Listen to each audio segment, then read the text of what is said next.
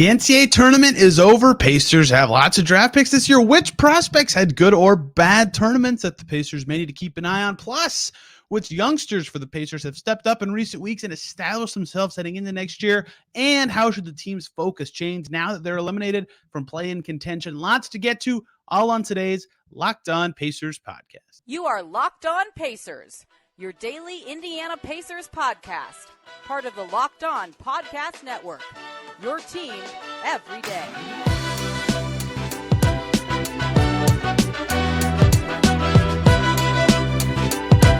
Welcome in to another edition of the Locked On Pacers podcast, where we, of course, talk about the Indiana Pacers. As always, my name's Tony East. I cover the team for Forbes and SI. And today, fun and busy show to get to. Jimmy Cook from 1075 The Fan and many other places is going to join us to talk all things Pacers and NCAA tournament, which just wrapped up last night. I'm recording this before it's over, so I have no idea who won the title game, but you know what? We'll talk a little bit about it today. We cover some prospects who had good or bad tournaments, and the Pacers have lots of draft picks, so they care a great deal about a lot of these guys. We also discussed the Pacers play recently, in which young guys have established a momentum heading into next season. And at the end, we talk about the Pacers' focus now that they have been officially mathematically eliminated from play-in contention. Lots of fun stuff with Jimmy Cook. Let's get right to it. We are now joined by Jimmy Cook. He's currently hosting the midday show at 1075 The Fan, the voice of Ron Colley Athletics. You've maybe heard him on a summer league broadcast watching the NBA before.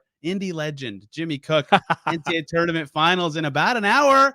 How you feeling? How's your basketball life these days? Look, anytime you have a national championship up for grabs, I'm all about it. By the way, Indy legend is probably a disgrace to everyone that's ever had the name legend in front of them tied to the city, but I appreciate the kind words all the same. Look, I'm hyped. I vowed to myself I'd be hyped regardless of what the matchup held for tonight's championship game. Did I want it to be an all-Florida final? Did I bet on it to be an all-state of Florida final? Yes, I did. I'm out on both counts, but it's a national championship, and everybody that's saying, UConn's going to roll them because they look great and they look awesome, that's fine. If this tournament has taught us anything, particularly this year, expect the unexpected. I was on the show today. I scooped the 7.5. Let's go Aztecs, baby. Let's do it. You made a mistake and bet with your heart. If you bet against your heart, you're happy either way. But that's okay because in the locker room before a Pacers game recently, a couple of the players were asking who everybody was picking to go to the championship. And I was the only one in the room who said San Diego State's going to win it all. So I'm going to look potentially very smart tomorrow.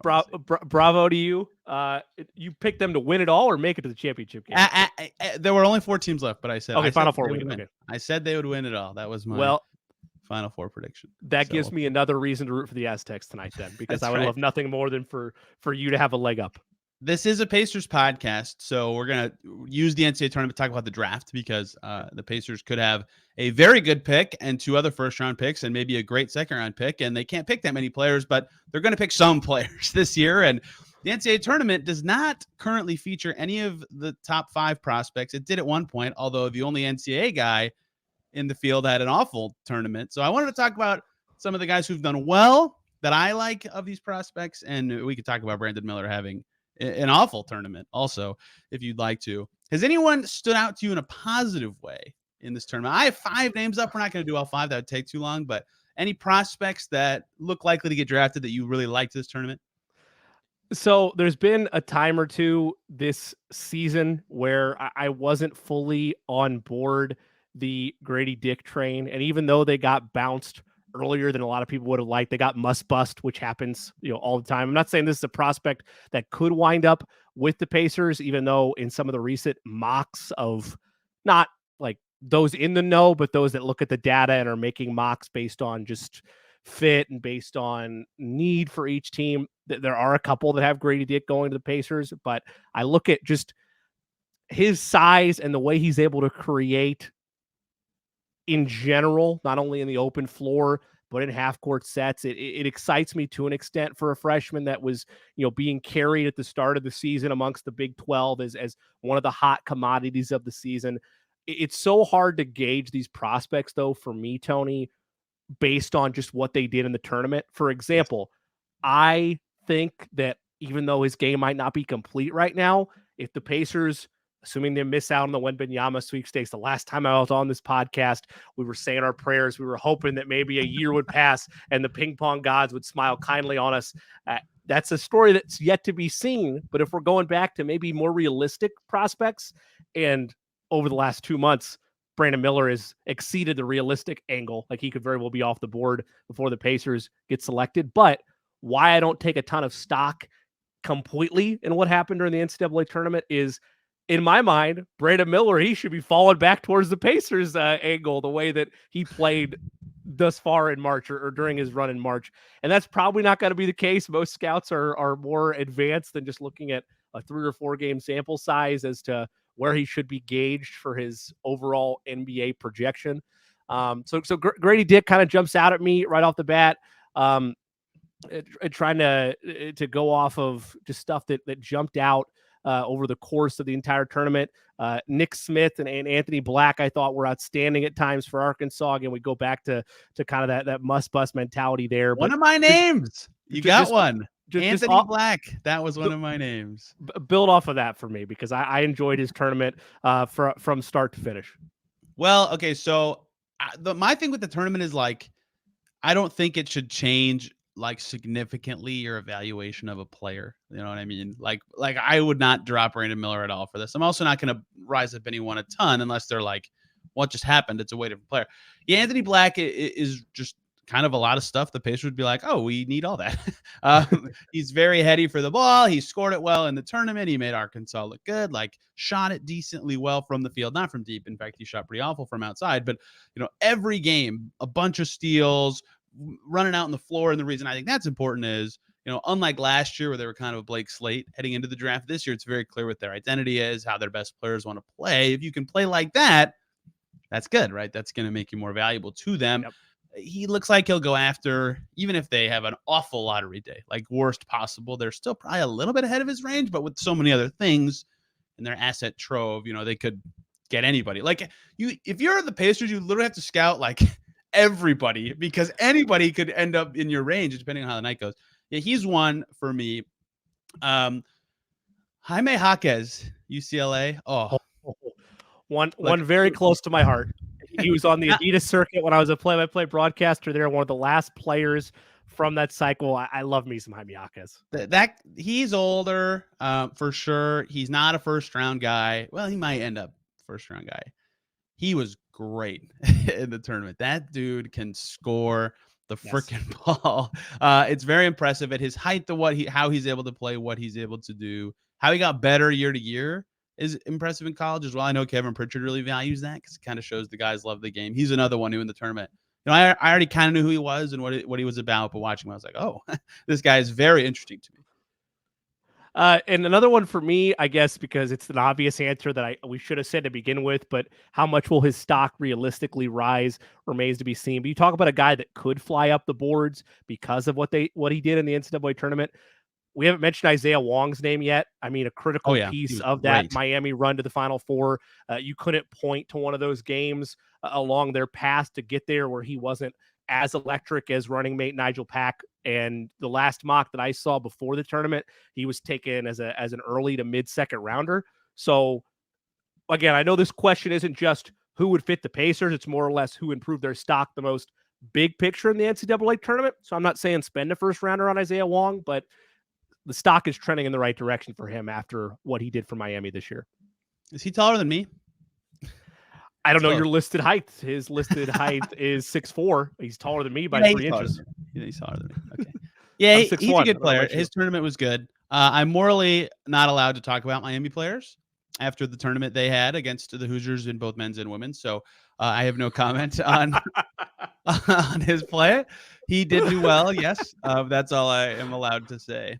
As a fellow IU alum, I guess I didn't sign that part of the clause. That's my bad. I apologize, Hoosier Nation.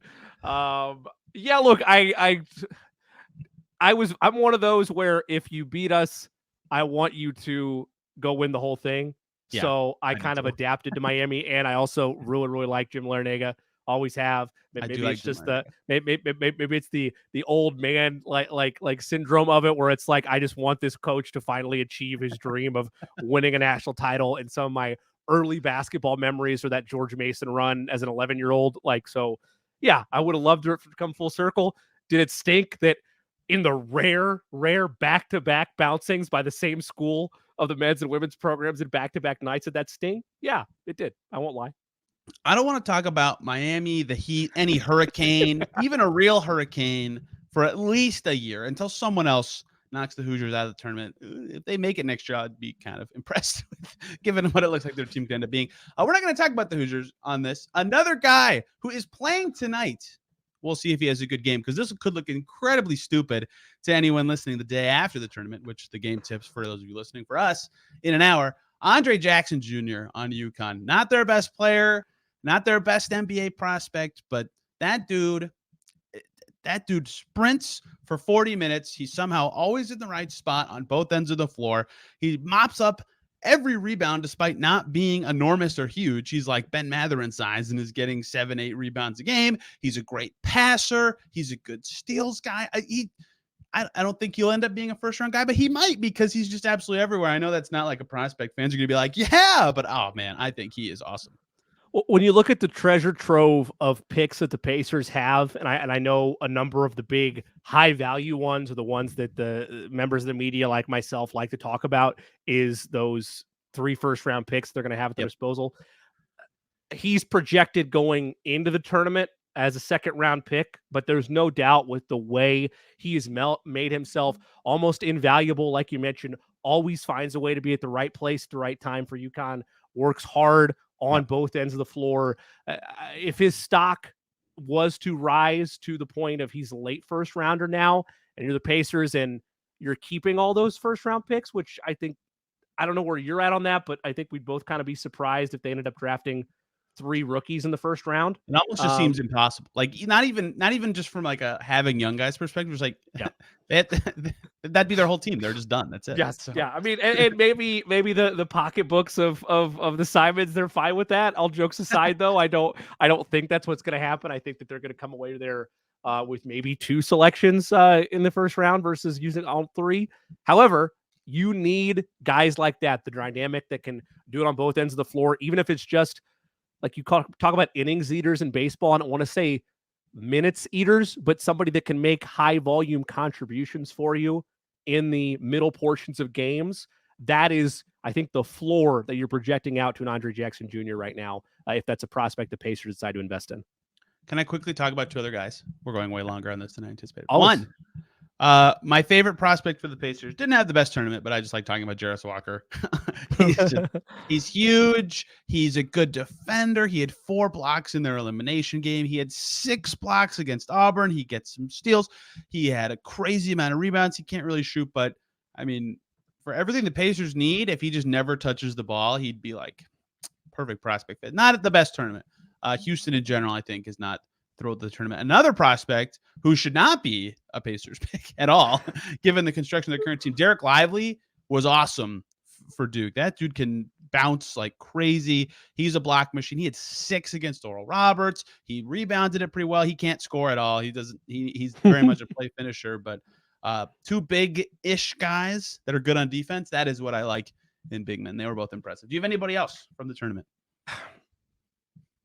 I do have one more, and there's a ton of bias. That time makes me nervous for what you're about to say. Yeah, no, it is. So Jalen Hood-Schifino is obviously going pro. Oh no, that's good. And I'm not necessarily saying that I was wowed any more than I was over the course of the regular season based on his tournament. But, and maybe you want to say, oh, they were empty jumpers. They were down by that point. What did it matter? You talk about flashes where a player shows they're an NBA guard or they can make big time shots. And again, I know they were down double figures at this point, but you compile the back-to-back triples that he made late against Miami over the course of his entire body of work of the regular season.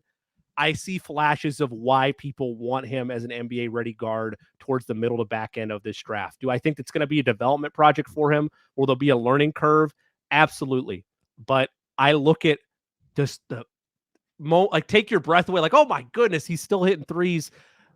And the way he took over against Purdue, and the list goes on of moments that he had this season to where I know I'm expanding it a little bit outside of the tournament since IU only had 2 games to work with, but I get why there's a lot of hype for him and why the bugaboo of, oh, he's going to have the same path as Romeo Langford where he leaves maybe a little earlier than No he way. should have.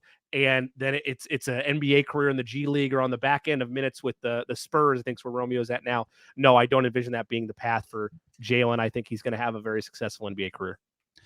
Yeah, tournament was fine for him. Probably should have been better, but it's stupid to look at a prospect's best game and be like, this is what he'll be in the pros. Yeah. But Hood-Schifino, the game you said at Purdue, and I think it was Northwestern, right? Really early in the season when he had his first 30-pointer. Yeah. It's just like, man, the blueprint for how this guy's good is super obvious, and it's how the NBA is, where it's like when there's more space, he'll just be significantly better. Tournament finals tonight. We'll see how it goes. Irrelevant to the Pacers, the result of the game. They just want to see some prospects, and UConn has 2, and San Diego State's just a very good team without any like super obvious NBA guys. We'll see how it goes. Hey guys, quick little break so I can talk to you about Gametime. Buying tickets for any big event you go to should not be stressful. I used to scalp for Purdue basketball tickets growing up, and it was so difficult trying to find last minute, hunting down the best prices. It should not be a stressful process, yet it is. Gametime gets rid of that. It's a fast and easiest way to buy tickets for all sports, music, comedy, and theater near you. Forget planning months in advance. Gametime has deals on tickets right up to the day of the event. Get exclusive flash deals on tickets for football, basketball, baseball, concerts, comedy, theater, and more. And the Gametime guarantee means you'll always get the best price. If you find tickets in the same section and row for less, Gametime will credit you 110% of the difference. It's the fastest growing ticketing app in the country for a reason. Snag the tickets without the stress with Gametime. Download the Gametime app, create an account, and use the code LOCKDOWNNBA for $20 off your first purchase. Terms apply. Again, create an account and then redeem code LOCKDOWNNBA, all one word, for 20% off. Download Gametime today. Last minute tickets, lowest price guaranteed. Let's talk more Pacers. Jimmy, I want to talk about their young guys because it is learning mode, development mode, internal development mode, whatever stupid phrase anyone wants to use. I accept it as long as it references growth, development, whatever. They all mean the same thing and are exactly what the Pacers need to be focusing on down the stretch. We'll talk about that later, but their guys have been playing a lot. You know who their oldest starter has been in their last 5 games, Jimmy? TJ McConnell. Yeah, he has not started, so he is not the answer. Starters. I didn't hear you. I heard age and then I jumped to the question. that is Buddy Hield might be older than him. Either way, their oldest starter in their last 5 games is Jordan Nwora. Wow. They are leaning in on the young. You know, it doesn't feel like it because, you know, Hield's still playing, McConnell's still playing, but like I'm playing a lot of young dudes, a lot of minutes, and you know, you get more evaluation of those guys in those situations in these last, I don't care how far back you want to go, since the All-Star break, last few weeks, whatever, since they've had to pivot, whether that's because Halliburton's injured, because Turner's been out, whatever. Who has impressed you or maybe put some momentum behind their name heading into next season that you feel like, yeah, that guy's role with the Pacers should be maybe a little bigger than it looked like early in the season next year? So he hasn't been as electric and takeovery as I wanted him to be when I kind of banged my fist on the table with you last year and said, this is who I want the Pacers to draft. But Bennedict Mathurin, outside of the obvious improvements that he has to take on the defensive end, has been at times as fun or as electric of a watch that I hoped he would be when he made this jump from college to the pros and the Pacers selected him in last year's draft. Even look at the last 5. And again, I understand that it's a 1-3 stretch over this, so we're just looking at numbers, but 26, 29, 15, and 19, a near double-double in that just wild 149-136 loss to the Bucks last week, a game where, you know, defense was basically checking at the door, and it's not important at all in this matchup for a title contender and for a team that's Team Ping, as we've been joking about it on 107.5 The Fan. Bennedict Mathurin is probably my front house leader for that. Again, he definitely has to pick it up on the defensive end. I don't know how much of that is just the woes that come with being a rookie and trying to grasp particularly the defensive concepts that are asked of and begged of Rick Carlisle from his group. Coach Carlisle has continued to preach a ton this year what his defensive principles are. And there's been a large time where I don't think it's a buy-in issue. I just think it's at times the up and downs of the injuries, the flaws in certain points of the roster where they have not matched what he clearly wants out of this group, which is to be one of the top defensive efficient teams in the league. And they haven't been that. They've been the bottom of that camp. So I give Mathurin a pass in that regard because it's pretty much been team wide. The other one that's impressed me the most has been Andrew Nembhard. I mean, I don't think that he gets talked about nearly enough because we stray away from the Pacers because of the struggles that they've had to this point in the year. And it's basically like, are we there yet? Is the train finally over? Oh, there's 3 games left. New York, Detroit, New York. Okay, let's go. Let's get to the finish line. Let's end it. But his ability to continue to flourish, particularly on both sides of the ball, and I don't know, just watching him play brings joy to me. So Nembhard and Mathurin are my 2 front rookies that I've enjoyed the most. Hey, turns out drafting well is important. Yeah, Mathurin has been like, he's had to start since he's starting. Those are words. The last 8 games since he returned from injury and immediately went to starting, 16 points, 4.3 rebounds on, this is the big part for me, 52% from the field, 38% from deep, 85% from the line. He was not finishing plays well right before after the break before he got hurt. Yeah. So the shots going in has been good. Obviously, he's been really good these last 8 games. He continues to look good, as Carlisle says, with more responsibility, right? That's great.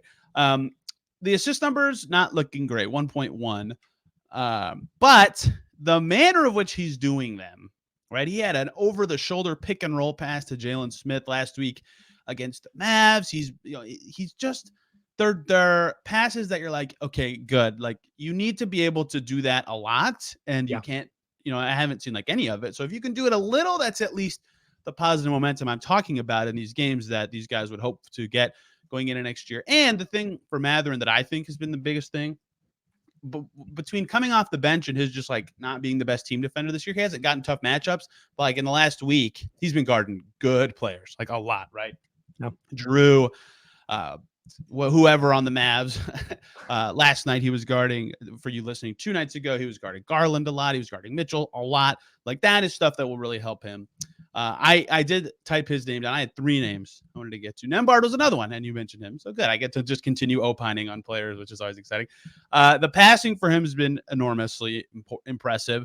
Since Halliburton went down, he did play in 2 games in the stretch, 7 assists per game for Nembhard, 16 points on 48-41 splits. He's shooting from everywhere. He's getting to his spots. That's what's most impressive to me, is his ability to insert himself as a scorer. Still inconsistent in that way, but the fact that he's blending the passing and shooting has been impressive. And that baked into those stats is the 2 games that Halliburton did play, where he had 6 points and 3 assists and 12 points and 4 assists. So really his numbers are better when he's starting at the 1.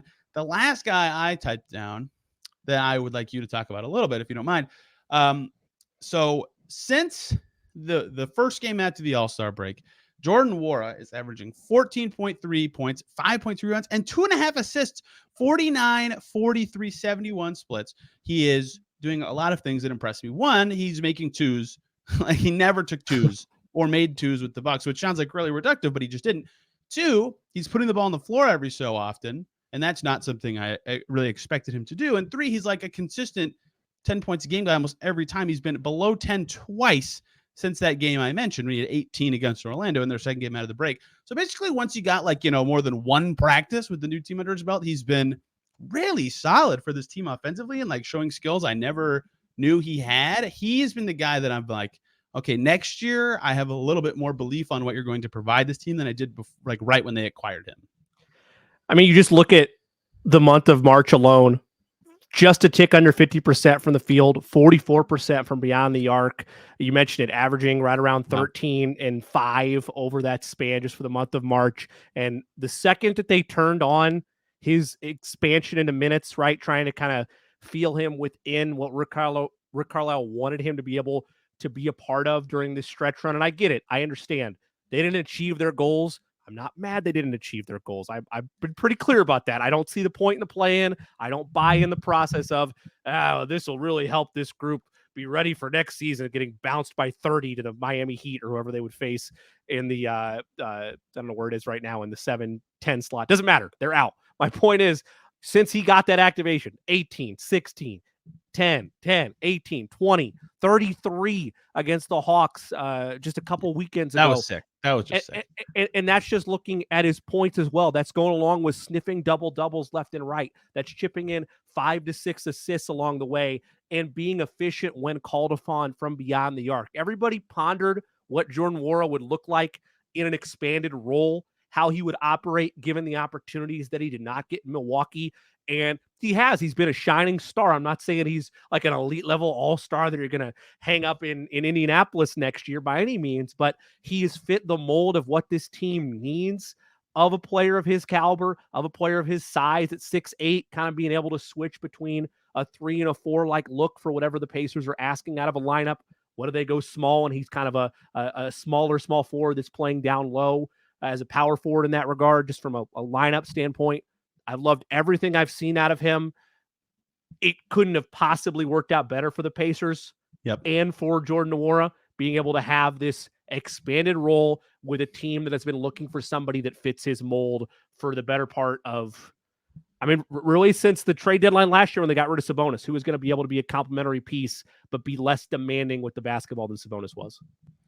Look, it's not fair to call this luck because this is a lot of scouting and identifying talent by the Pacers. But to resurrect Jalen Smith, Aaron Nesmith, and Jordan Nwora in a one-year stretch from teams where they just couldn't get minutes and then turning them into something, that's hard. Like, teams try to get these second draft guys all the time and can't because they're either not as good as everybody thinks they are, or it's just not possible because everybody recognizes how good they are.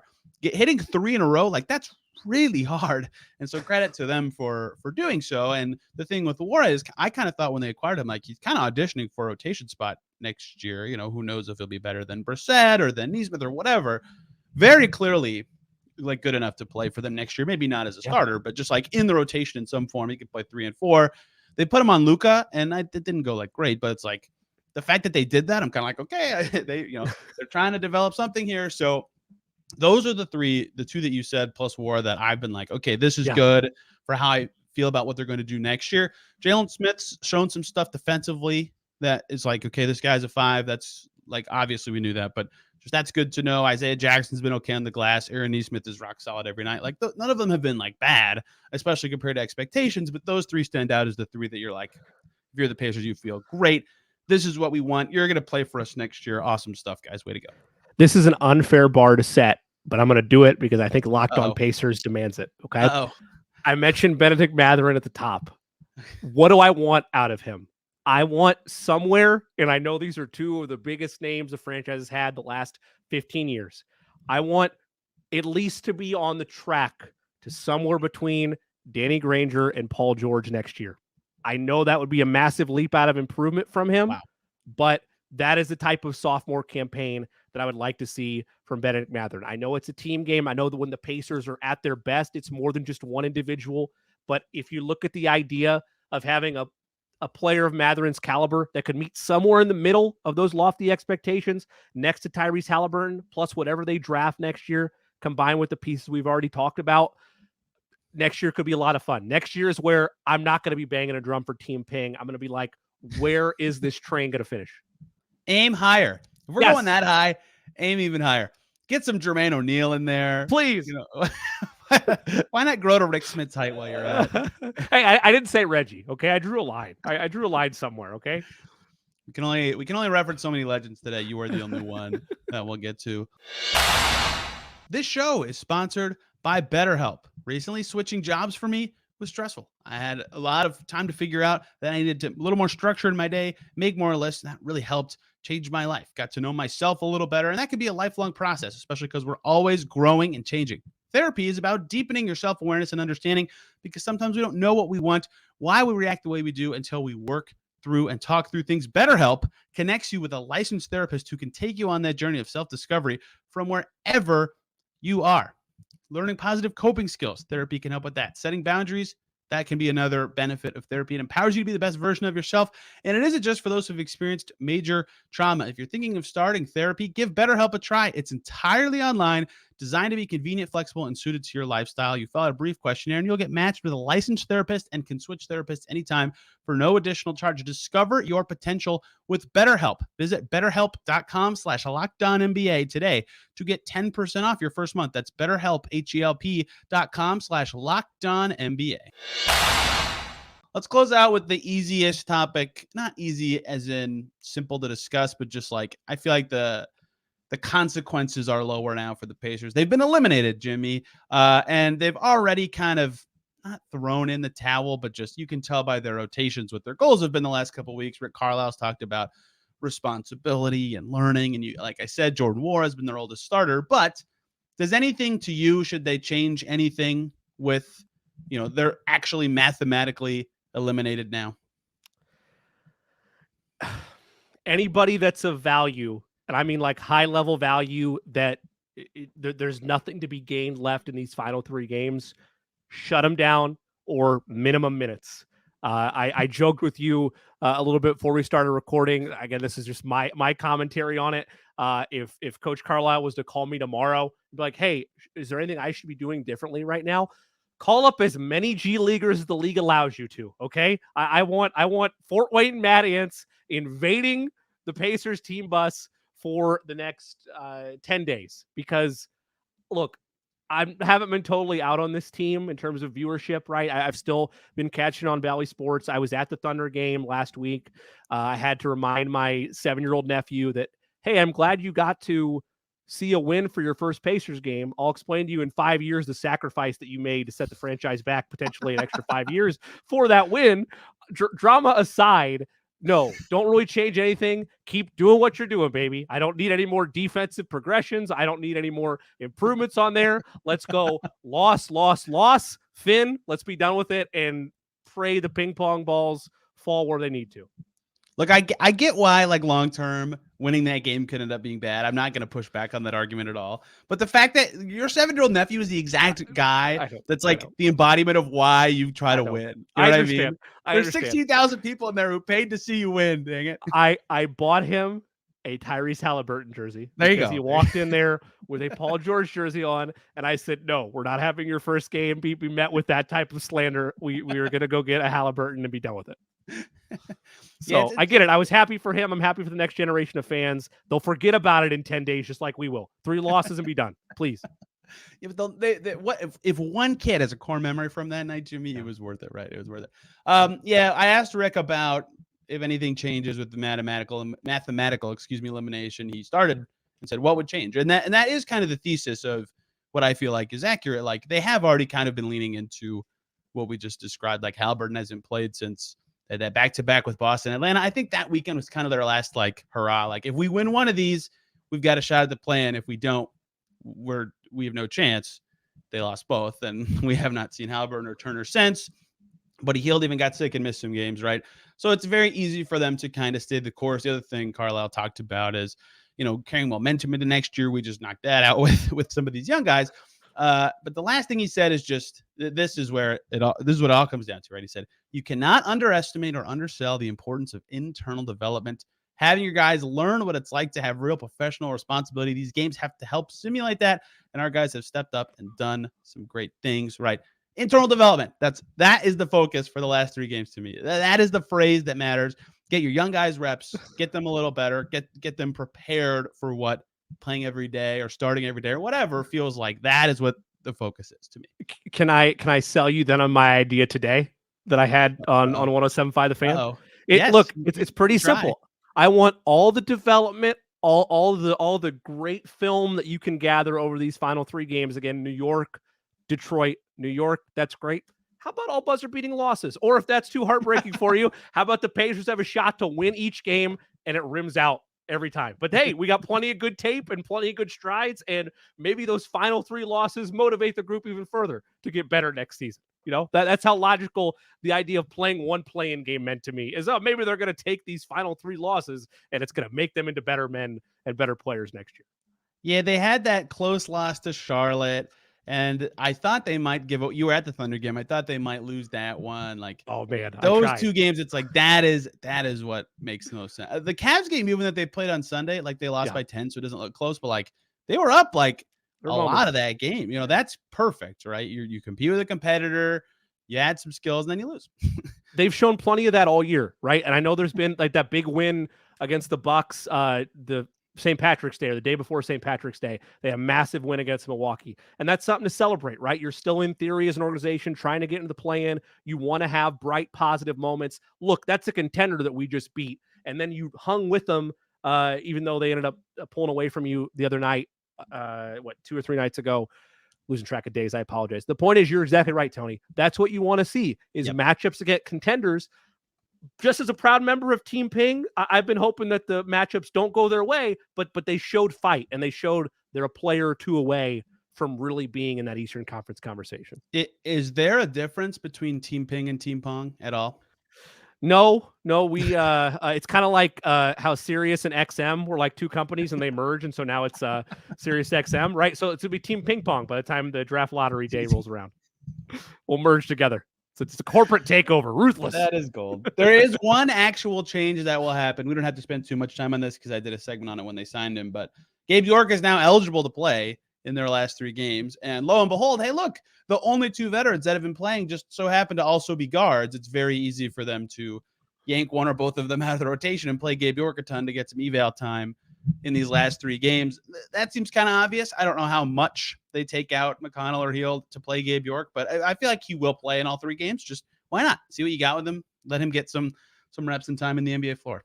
Team Ping is Team Gabe. Let's go. Let's get some rest somewhere along there. Whether, like you said, it is for Matherin or for Nemhard, if they want to go there. Just let Gabe do his thing. And I say that all jokes aside, I'd like to see. The G League matters to me. I like to see players from that rank get running time, whether that is because the season is done with now, we're just trying to see development, or whether it's because you earned your way there on a 2-way deal, whatever the case may be. So all jokes aside, by all means, give Gabe York some PT, please. I assume he will get some. Jimmy, to close, you must tell me who's going to win between the UConn Huskies and San Diego State Aztecs tonight. I think UConn wins. UConn wins. Everything that everybody said has been accurate in terms of how good they've been this tournament. I will say, though, the idea that it's just going to be a 20-point blowout and UConn's going to roll them is ludicrous to me for 2 reasons, or 1 reason and 1 reason only. The biggest favorite in NCAA final, I should say history, but the last 20 years, the biggest favorite had been Duke over Butler in 2010. They were the largest favorite since tonight when the Huskies are favored by 7. The Aztecs will cover that spread. You heard it here first, even though the game might have already been started, and my bet might be totally destroyed by the time you actually hear this. So UConn wins, but the Aztecs cover, and good teams win, but great teams cover, Tony. You know, I'm probably taking UConn by 20 or 30. They're just crushing. They are crushing everybody. It's going to be fun. Jimmy, where can people follow you and your lovely work covering all of Indiana sports and honestly way more than that? You can follow me at the J Cook. That's at THEJCOOK. One of the variety of hosts involved on the Fan Midday Show. That's on 93.5 and 107.5 The Fan, Monday through Friday, 12 to 3 Eastern Time. Again, depending on where you're listening to us. If you aren't on state radio wave, just go to youtube.com, search the Fan Midday Show. You can find us there. And then Roncalli High School Athletics is going to be picking up here pretty soon. RoncalliMediaNetwork.com. You can find our baseball, softball, lacrosse, plenty of action going on for the Royals in the spring. Always appreciate getting the opportunity to highlight young student athletes throughout their high school careers. Always a fun time. Awesome. Tomorrow, TBD. I have not been good at planning this week. Thursday. The man just got back from Cleveland. Give him a break. Come on. I did, and you gave me an opportunity to say worst hotel Wi-Fi I've ever had. So if you listen to that episode of Locked On Pacers, just know it took several hours to upload to the internet to get to your ears after yesterday's game. They were mathematically eliminated. Thank you, everybody, for listening. Tomorrow, there's lots to get to. I want to talk about Chris Duarte at some point. They play the Knicks. They play the Pistons. There's still lots of chat about with this team in their last 5 days of the season. Thank you all for listening. Have a great day. We'll see you soon.